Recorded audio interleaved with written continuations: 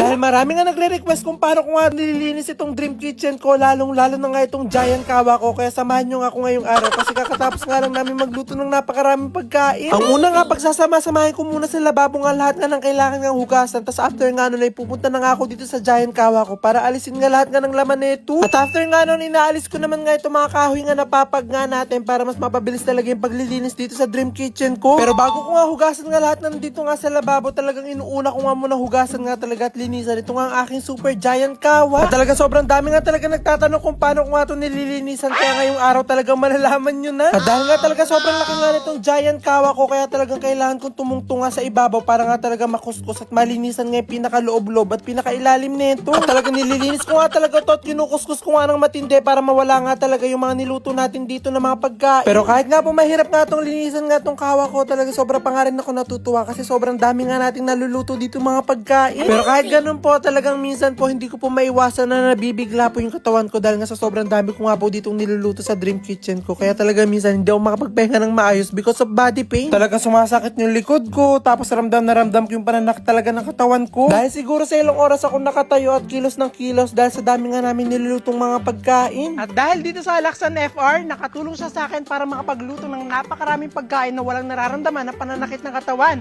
At simula nun, lagi na akong game at nakain sa kahit anong daming lulutuin dito sa Dream Kitchen. Dahil dito sa Laksan FR, body pain out, totoong relax in.